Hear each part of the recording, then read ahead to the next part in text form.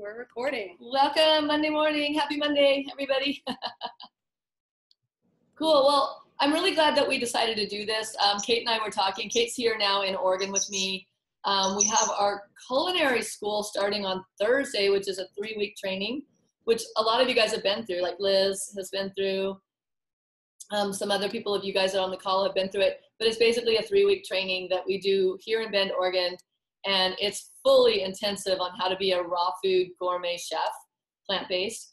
So that's why she's here. So we thought, well, let's reach out to the Lovecampers while she's here and do a little follow-up call with you guys, because I think it's important to keep the conversation going about eating healthy, because it's not just about, hey, I'm going to do this for a month. It's really, this is a lifestyle. And as you guys know, I've been doing it for over 20 years. Kate's been doing it for over 10 years.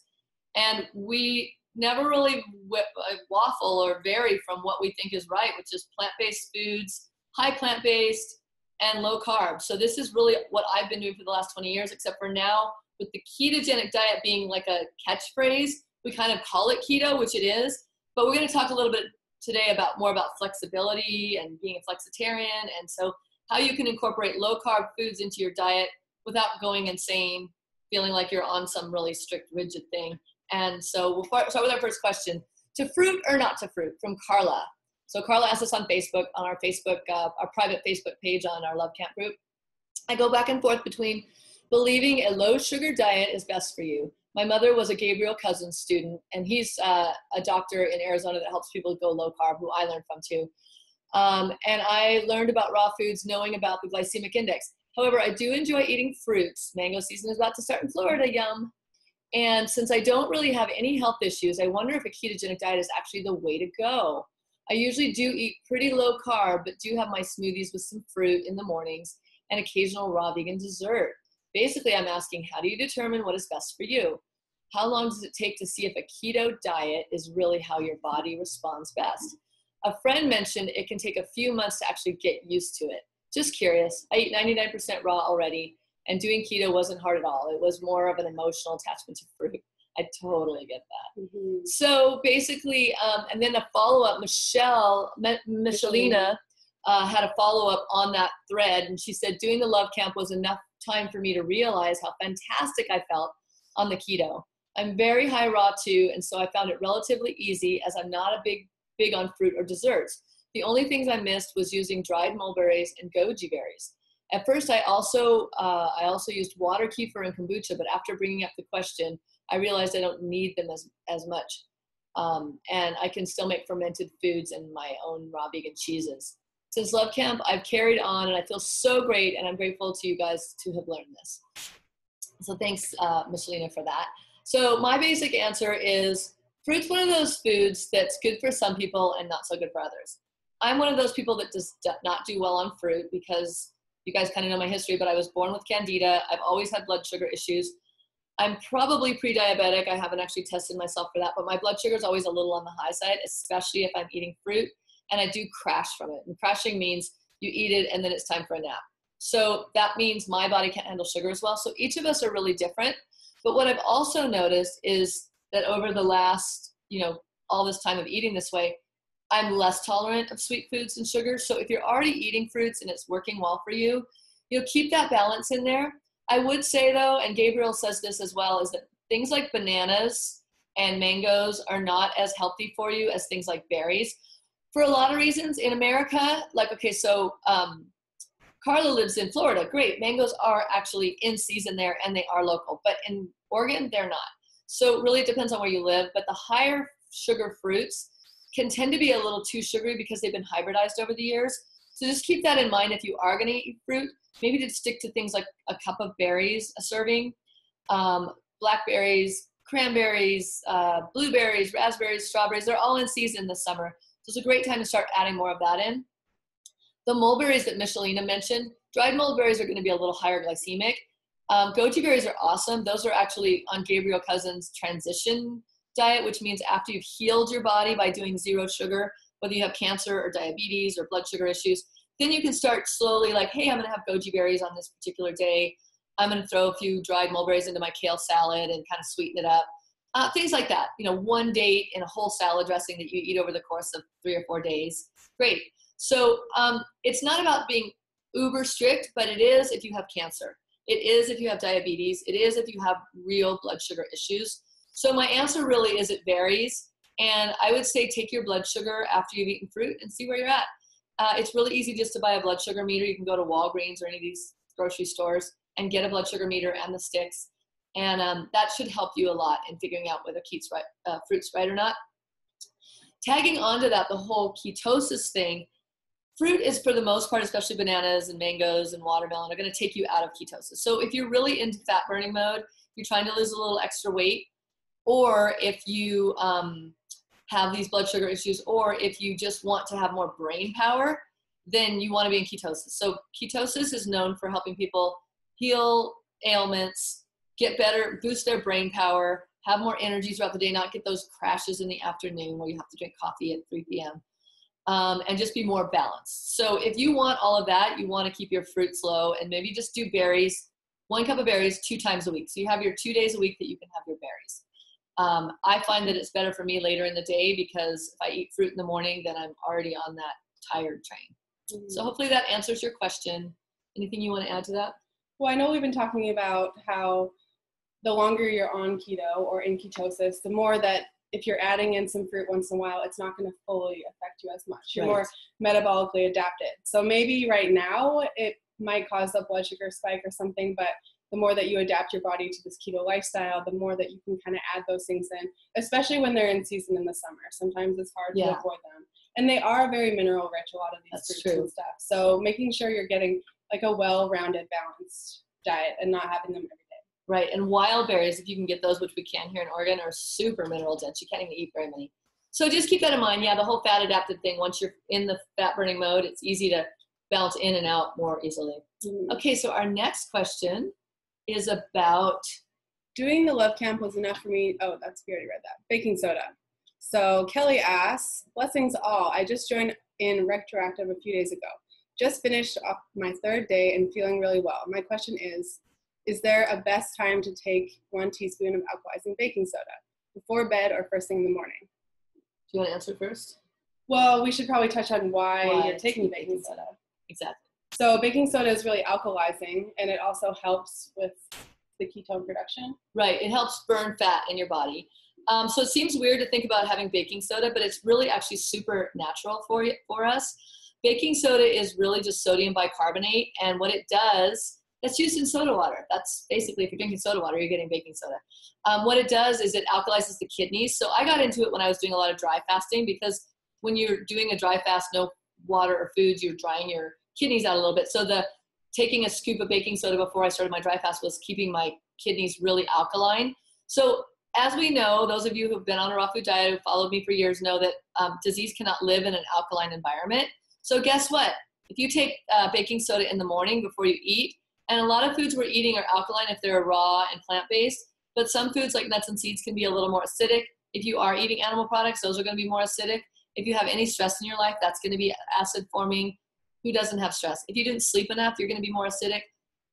If you're not getting super great water, if you're drinking tap water, or if you're just not getting the best water ever, that's going to be a little bit more acid. If you're drinking coffee, which we talk about, there's definitely a time and place for coffee, that's more acidic. So a half a teaspoon of baking soda in my water every morning is the first thing I do. I have it in my kitchen. When I come downstairs, I just chug that before I do anything, even before I meditate. That's like my first thing I take. We'll talk more about supplements in another call, but so baking soda, half teaspoon in the morning on an empty stomach. Yes, you can take it again, another half teaspoon at night. Just see how you feel. If you take too much and you get a stomach ache, cut back on it. You can work your way up to a teaspoon, but half a teaspoon is sufficient in about 1 cup of water. And then I chase it with clear water, with spring water. We did miss that question above it, which is doing the Lovecamp was enough for me. This is from, we don't have a name on this one, from enough for me to realize how fantastic I felt on the keto. I'm very high raw too, and so found it relatively easy. That was the one we already read. Okay, we doubled that one. Sorry. So the next one is about belly fat. Gloria asks, hello to all. I do have a question regarding abdominal weight. I have lost weight in the program. The weight has come off my upper body, legs, and face. I'm not able to reduce my waist size around my abdomen. So of course, I'm wondering what I can do to accomplish my goal. That is to lose abdominal fat. Your guidance would be greatly appreciated. Okay, so my answer basically is that belly fat is the last thing to go. What the body's doing, so if you're losing fat at all, you're losing fat. Your body is losing fat everywhere. Your body doesn't lose fat just in spots. What it's doing, though, is it's working on the inner belly fat. It's called visceral fat, which is around your organs. So even though you can't see it, your body is losing fat in that area, maybe around your liver, around your other organs.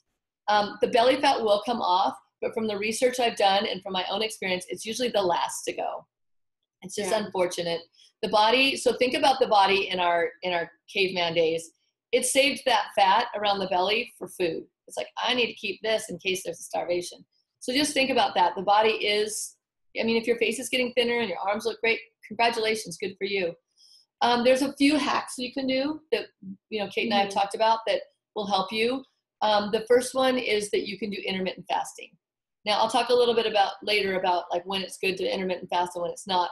But if you're a healthy, balanced hormone person with not a lot of stress in your diet, and you want to intermittent fast 1 or 2 days a week, which we talk about in Lovecamp, which would be anywhere from 20 to 36 hours. So 20 hours of eating in a day, or 20 hours of fasting in a day in a 4-hour eating window at either breakfast time or dinner time is great. Or going the full 24 hours, then sleeping on it, which turns into 36, eating again on Monday morning. That's going to help you, and that's helped me a lot too, just really drop that excess belly weight. So that can be another thing that you can do. You want to talk about the next one on that? Yeah, sure. Well, usually belly fat also is because of excess cortisol in the body. So when we're in high stress mode, I know for me, I can be slim and then I have like a little bit of a belly, and that is usually from being overly stressed. So if there are like meditation practices that you can also incorporate, it seems weird to do it not with diet, but sometimes it's like stress reduction and you'll notice it just come off. It actually is true for a lot of men too. They hold a lot of their weight in their belly, and it's usually from being stressed. So for women too, it's also from a hormonal imbalance, which is caused by cortisol to imbalance the hormones. Exactly. So getting those hormones balanced are going to be really beneficial. And one supplement we really love is calcium D-glucarate, or a supplement called DIM. And both of these will detox excess estrogens in the body that aren't the good type of estrogen. So the estrogen that we get from plastics and from environmental toxins and things like that. So if we can get those excess bad estrogens out of the body, I think also you'll notice a decrease in that abdominal weight. And we'll type up these notes so you guys will get these notes. But the D-glucarate is by a company called Thorne. And I had noticed that when I went through menopause, my breasts got really big. And the D-glucarate really helped depuff everything. The belly went down. I was just getting that whole big front thing going on just with too many estrogen hormones. So it really does work. And so you should definitely try that out. The other thing is to, if you are doing ketogenic and you're still not losing fat around your belly, you could lower your fat intake a little more. So on this, our rule of thumb is between 20 and 50 grams of carbs a day, net carbs, which means after the fiber is taken out, and about 170 grams of fat a day. Now, I think I've shared with you guys, it's been really hard for me to get that many grams of fat in my diet on a regular basis. It's just like, I can't. So 100 grams, great. And I've actually been putting back more lately, even a little bit more on the fat. And that seems to be working for me. So you need to play around with the numbers. These numbers, a lot of them with keto is set up by men and their guidelines. Women, I think we don't need as much fat. And the carbs for me, if I told you guys, if I go below 40, like even last night, I think I was only at 35 yesterday, I have a hard time sleeping. I wake up a lot. Of course, I wake up energized. I feel great, but I like to get that solid 6, 7, 8 hours of sleep. So play around with your carbs, play around with your fats. If you feel like you really want to like just up that belly fat loss, maybe just cut back on a little bit more fat, but stay in ketosis. Okay. Want to answer Inga's question or read Inga's? Sure. This is a long one. Inga, thank you for your long-winded question. I love these. So she says, I loved all the recipes in the Lovecamp. I have tried and felt good and energetic while doing them, and it took care of my cravings. Since then, I have listened to several summits, the Food Revolution with Ocean Robbins, and the Keto Summit with Dr. Jockers, and the Longevity Summit. I have also reread Eat to Live by Joel Fuhrman and How Not to Die by Michael Greger. Those are all really good books. And The Low Carb Fraud by T. Colin Campbell. Let's see. Watch YouTube videos. Lots of things. So here's the question and the conflict. I went through the Pure Joy Academy a year and a half ago, which is our culinary academy, and felt all the recipes were delicious and very low glycemic. I would probably have classified them on a lower end of the low carb diet without being necessarily ketogenic. The ketogenic diet has some health benefits, especially those with epilepsy and neurological disorders. But there are long-term studies to support the theory of weight loss and overall health benefits over a long period of time. However, I question whether it falls into a more of a fad diet since it is the latest trending thing these days. Granted, we are following it from a plant-based approach, which is much healthier than an animal protein fat approach. I feel it restricts plant-based foods and that are nutrient dense because they fall into more of the low carb family. Fruits, potatoes, sweet potatoes, beans, legumes, whole grains. And I find myself looking at a beet or a carrot and thinking it is too high carb. So that is off limits, which is positively ridiculous because they are so good for you. Why don't we stop there and answer that part? Okay, so let's talk about that part. Mm-hmm. So we totally agree with you there, Inga. I personally do not eat grains, and I am so much better for it because of the inflammation that grains cause. You really can't eat grains raw, so we're talking about cooked grains. And cooked grains can be super inflammatory. As we know, gluten is not a healthy grain at all, but I don't think you're talking about that grain. Legumes can be good for some people. I know a lot of vegans do really well on legumes. Again, I think there's a lot of lectins in them, which are also inflammatory. So if you're someone who tends towards any kind of arthritic conditions or even just puffiness, the beans and grains are going to be a lot more inflammatory. Sweet potatoes, pumpkin, things like that are great. Have those 2 days a week on your carb up days. Have those at dinner time if you want to keep low carb during the day and then all right, I'm going to have a sweet potato at night.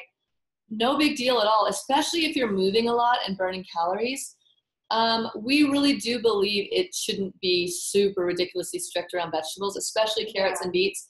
So raw carrots and beets, just so you guys know, are much lower glycemic than cooked carrots and beets.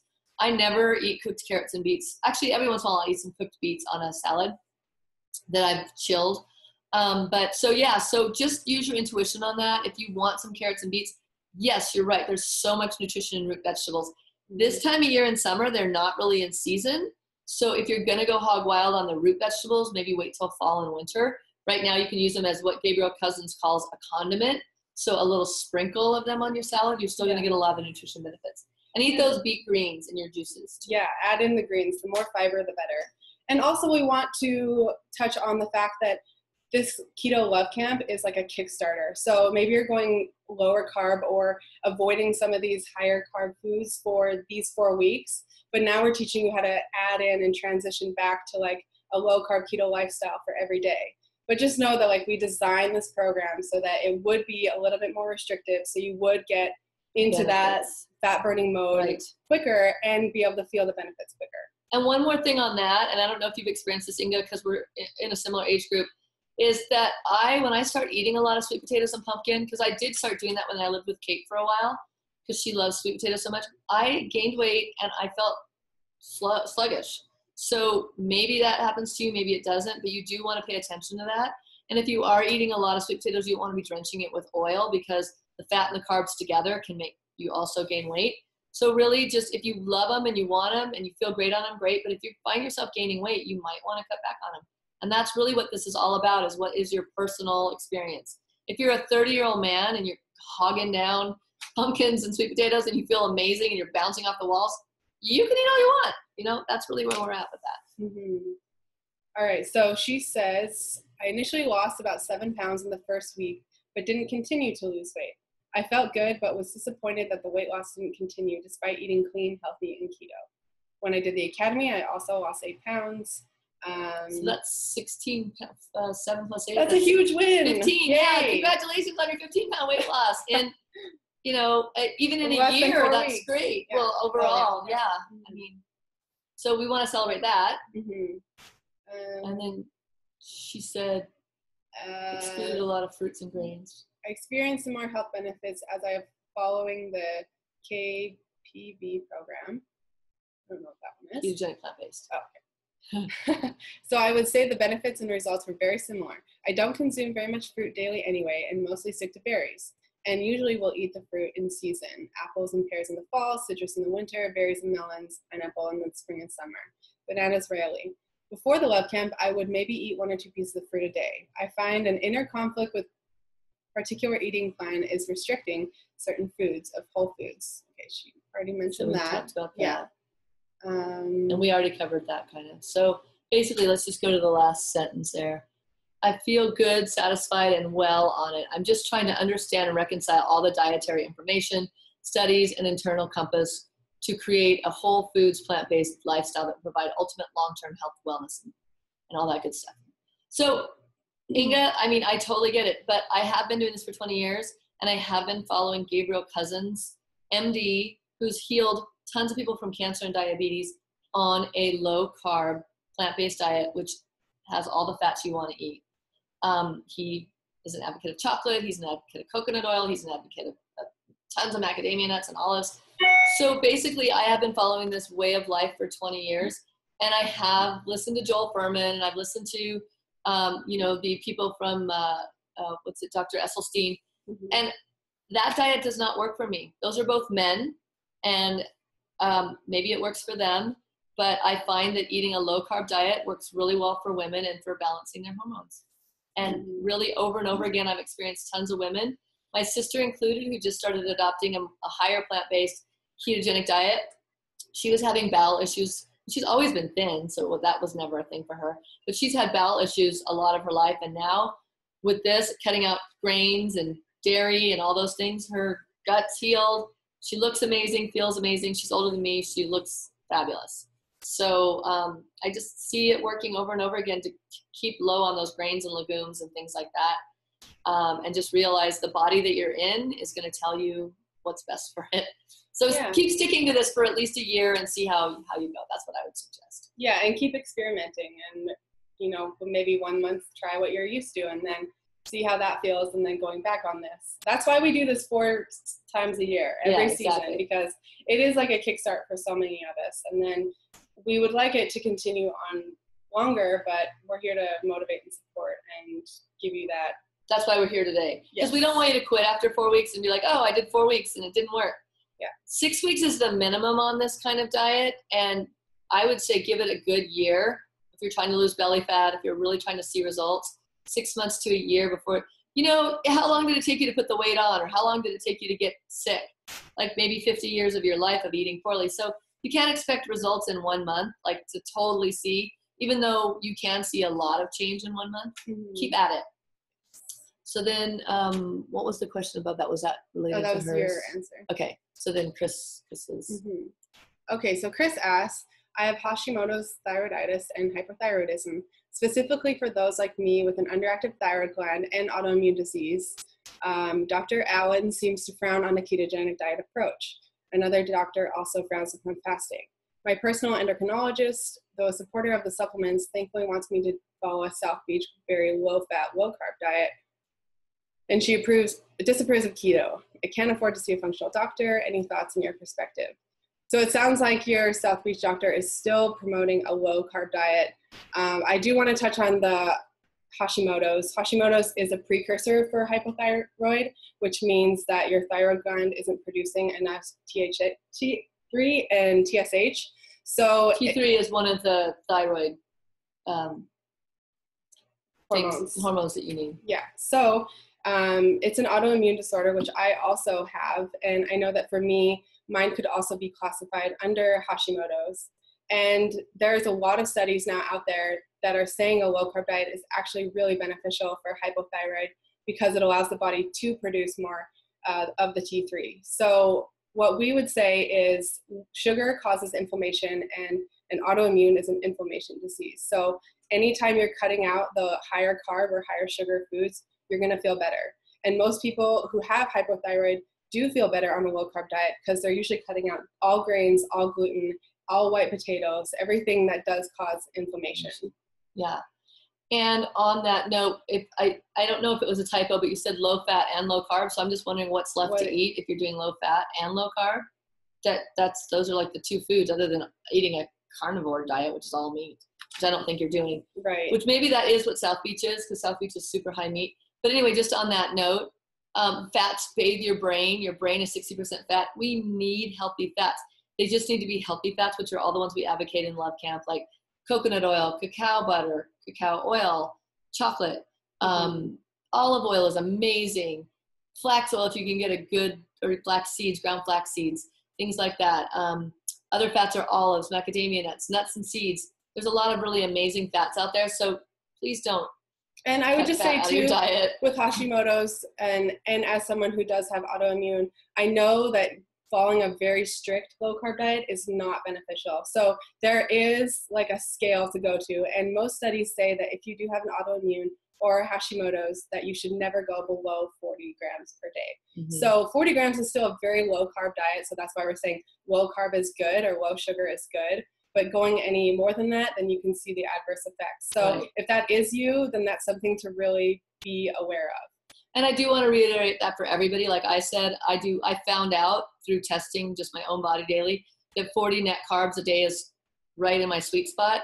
20 is too low. I meet other people that are like, I have to stay 20 because they've had all these health issues like Parkinson's or different things that really affect them. The other thing is on that note with fasting, and I am going to get more into it, but fasting isn't for everyone. If you're stressed out already, which could be part of your Hashimoto's, you don't want to stress your body with fasting. But I would recommend at least a 12-hour window, or even maybe push it to a 15-hour window, which means you stop eating at 7 p.m. at night and don't have anything except for water until 7 a.m. That you can do that. That's easy. If you're a later night eater, which I don't recommend, but maybe you could stop eating at 8 and then don't have anything but water till 8 and push it till 9 if you can. Right. And on that note too, avoiding things that are inflammatory foods when you are refeeding and not doing your intermittent fasting. So a lot of people with Hashimoto's too can't tolerate eggs. So be aware that if you are on more of a carnivore diet, that you're South Beach. And soy is a really big inflammation marker for many people with autoimmune. So if you are going to be adding more carbs, just make sure it's not soy based. And bread, of course. Selenium is also a really good mineral to make sure that you're getting with Hashimoto's if you're doing a low carb diet. And vitamin D3 would be the other one, which we all need that. So it kind of goes both ways. Yeah, and so for the selenium, 2 Brazil nuts a day. You can do that. Throw it into your nut milks or blend it into your smoothies. So hopefully that's kind of helpful on that. We could keep going on that issue because I just feel like there's so many people that have inflammation and have these issues with inflammatory foods. So just really watch out that a lot of those carbs have inflammatory markers. And chia seeds are another one that we're now doing a little bit more moderately because they can also be inflammatory, especially for Hashimoto's. So just if you're doing a lot of chia, the other thing I was going to say is soy can be sneaky. So read your labels, and tamari has soy in it. Tofu is soy, obviously. There's a lot of things. And if you go out like, I'm going to get a coffee today and it's got soy milk, that's a lot of soy, and it's usually GMO soy. So really just pay attention to your soy if you're having any of that. Yes. What else? Let's see. Is that the end of the questions? That's the end of the questions. So love campers, if you guys want to type in any questions. And we did have some other notes that we and we'll start talking about our other notes and then type in your questions. Yeah.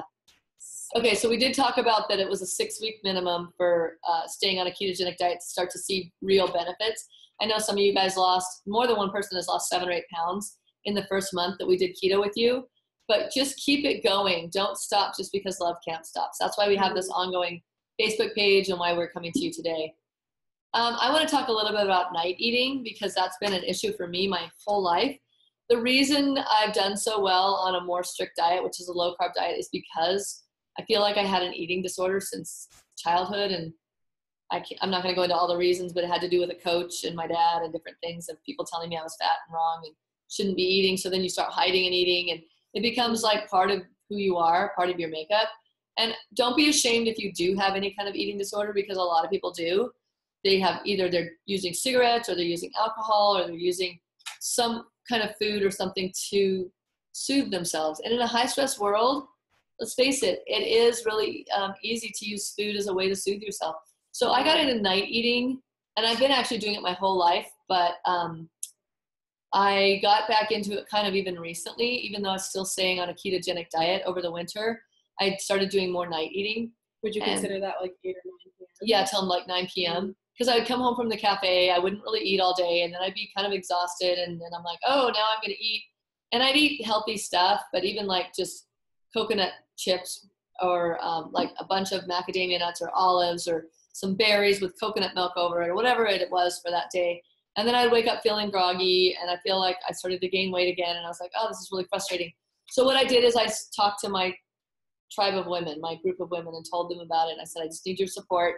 And even just speaking it and speaking it to you guys has helped me stop. So it's been about 2 weeks. I've already noticed that I'm waking up at 5:30 again, feeling really energized. I've already dropped probably, maybe I haven't weighed myself, but 5 to 7 pounds pretty quickly. So that night eating can really, it's not really about what you're eating, it's when you're eating. And I do have that habit of fasting all day because I love how energetic I feel when I'm not eating. But you have to eat, you know, you have to space it out. So now I've started eating breakfast again because I'm not eating at night. I'm actually hungry in the morning. So after I exercise. So I just want to talk to you guys about that because I think a lot of women do, or men too, have night eating issues. So if it's happening to you, just talk to somebody about it. Ask someone to support you in it. Have other friends around you or people that you live with that maybe want to commit to that too. And that's going to make a big difference. And I promise you that if you start doing it, you're going to feel so much better and your body will kind of relearn when to eat. Yes. Yeah. So what about the next one? Let's see. No one has any questions yet. Okay. Go ahead. We could talk about other veggies that have carbs that don't be afraid of, like red bell peppers. I just recently started eating, because I've always loved red bell peppers. They are a nightshade, so eggplants, tomatoes, bell peppers, potatoes, not sweet potatoes, but white potatoes, are all nightshades. So they're really bad for people that have a lot of chronic inflammation. If you've maybe had a lot of sports injuries or you just have arthritis or inflammation, you might want to avoid all those foods. But bell peppers, I love. I do the red ones, not the green ones, because green are unripe, in case you didn't know. But I have started adding those back in, so I'll go through like 1 or 2 a week now. And I absolutely love them with my raw vegan cheese and with like dipping into different tahini dips or things like that, what we make at the cafe. So I would say don't be afraid of those. They are considered a fruit. And same like we said with raw beets and carrots, like maybe eating sticks of those. And definitely the greens. Like, don't be counting your green. Yeah, all the green, leafy greens you want. Don't even count those as carbs. Those are just super alkalizing, mineral rich. Our body really loves those. Yes. And celery juice is a great addition. If you guys, I think we did that on the Lovecamp, but I do a whole head of celery in the morning. I blend it with water and then strain it through a nut milk bag and drink that. And it's super got all those salts in it. So on ketosis, we really need natural salts. So don't be afraid of high mineral salts like Himalayan salt, Celtic salt, real salt. Real salt's a great one. It's from Utah. It's cheaper than all the other ones. Be careful of things called pink salt because I think there's kind of something going on out there where it's not really Himalayan salt and they're like kind of coloring it. So make sure if you're getting salt, a Himalayan, that it's real Himalayan salt. And then measuring your ketone levels, if you want to do that, it is kind of fun just to see where you're at if you've been working really hard on being in ketosis. A good level of ketones, if you're doing a blood, I test my blood every once in a while, is about 1.5 to 3. That means you're actually in ketosis. You'll know you're in ketosis because you're not hungry as much. You don't crave fruit anymore. You don't crave sweets. And you have more energy. And you have sustained energy throughout the day. That's my marker for being in ketosis. Last night I did get a little bit of a headache. And I tested my ketones and they were really high. So sometimes you might get little side effects of being in ketosis. But you can also do a urine strip. And if your strip is pink, that means you're in ketosis. It doesn't matter, like getting really high in ketosis isn't any better than just being in mild ketosis. If you're in mild ketosis, which is 1.5 to 3, you're going to be burning fat and you're going to be getting the brain benefits and you're going to be getting the health benefits and you're going to be getting the hormone balancing benefits. So it's not like necessarily more is better as far as being in ketosis. You still want to feel good. You don't want to be feeling like if I go too far into ketosis, I'm just like, it's too spacey or just, it's not as good for me. So just find your equilibrium with that as well. And remember that we're really promoting like sugar, no sugar. No sugar. We really like, you no can't white do sugar. Ketosis or ketogenic diet all the time. Like, just remember to cut out those sugars as much as you possibly can. Look at it this way, no added sugar. Don't add sugar into your food. And dates are really high glycemic, you guys, so just keep that in mind too. And we do use that in the academy. We show you guys how to make all kinds of stuff for your friends and family. But if you're on this path, dates should be something you eat really moderately because they are a dried fruit. Any kind of dried fruit should be really in moderation. So hopefully that helps you guys. It's been about a half an hour. So thank you guys for joining us. Does anyone in the Lovecamp have any more Eva, questions? who we're going to see soon here. Class. Eva's coming soon. Yay! And Allie and Liz. And Chris. We want to see if we Kathy. have any Facebook questions. We have any people, lots of comments on Facebook or people saying Thanks hi. everyone for joining us on Facebook too. Yeah. Yay. We are both so hot and sexy. Vegan Keto in New York City Hi, from Sylvia Smith. Awesome. Yeah, we got a lot of comments on our Facebook page. Hello to everybody. Oh, there's Danu. She's in the Philippines even. So awesome. So good to see everyone. We'll be back, you guys. We love doing this. We're gonna actually, I'm really committed to doing a lot more videos and keeping coming to you. We just did a YouTube video on what is a flexitarian, and another one on my ketogenic journey. So we'll keep stuff coming to you that's relevant. So keep your questions coming because that helps me to decide what to do on my YouTube videos. Yeah, for sure. Thanks everyone. We'll see you on the support group. Yay. Bye. Bye.